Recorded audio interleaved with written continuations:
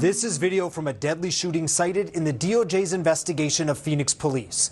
Officers shot a teen in the back, then left him lying there for 9 minutes before sending a police dog to drag him back. I'm ABC 15 Chief Investigator Dave Biskobing, and we showed you that video in our last story in our series covering the DOJ's historic report. But now we're back with special extended coverage, and that's because we've investigated that case extensively, and there's much more than what's in the DOJ's findings. At a press conference held by community groups after the DOJ investigation was released, Roland Harris stepped up to speak. It's been 5 years that we've been fighting and trying to say that Jacob was murdered and tortured by the Phoenix Police Department. Roland's 19-year-old son, Jacob, was killed by Phoenix officers. The shooting was cited on page 19 of the DOJ's report. The case used to highlight how Phoenix police delay medical aid and use force on incapacitated people. Assistant Attorney General Kristen Clark also specifically talked about the case when announcing the DOJ's findings. That was a tragic death and tragic outcome. What was that like hearing that, seeing that then? I was driving to California. I had to pull over to the side of the road. I broke down. Yeah. And not broke down in a bad way, in a good way. Kind of like some validation? Acknowledgement. Validation would be true justice for Jacob. We've investigated the case for years. And not just about what happened. We've investigated how it was investigated. January 11th, 2019, Phoenix SWAT officers surveilling a group of teens suspected in a series of fast food armed robberies. They don't stop the one in progress.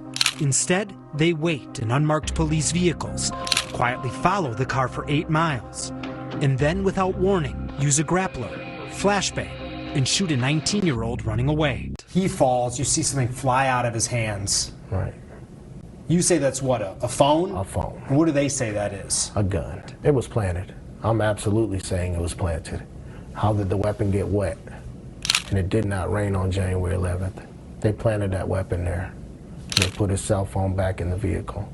You know, there's something else in the report that really caught my attention, right? It said, you know, there was an object that flew out of his hand. They didn't say gun. There's no evidence that it was a gun.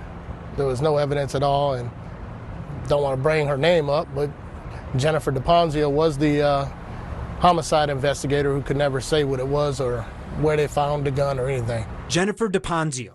She was the homicide detective assigned to handle the scene, and we've investigated her too. Probably seen at least one of our reports about this Phoenix homicide detective. Her name is Jennifer DePonzio. She has a history of mishandling evidence that's currently impacting 37 court cases and 61 police investigations.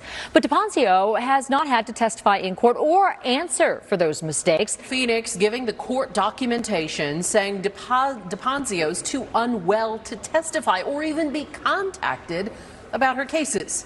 And that brings us to our story tonight.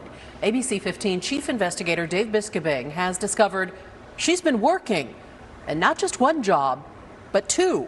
At least. We also discovered the special squad that shot Harris was communicating about their plans on an encrypted messaging app, then deleted those messages. As far as we know, no officers were ever disciplined for what happened to Jacob. None. These are the two officers who shot at Jacob Harris, Christopher Burtz and David Norman. Now, Norman has since retired, and in 2021, he went on a podcast where he talked about his police shootings. I remember exactly what he said. You want to kill somebody on a Friday so you can get or a Thursday or a Friday so you can get a 5-day vacation out of it. And Jacob was shot on a Friday. On the podcast, he also said, I was a savage. I really sought these events.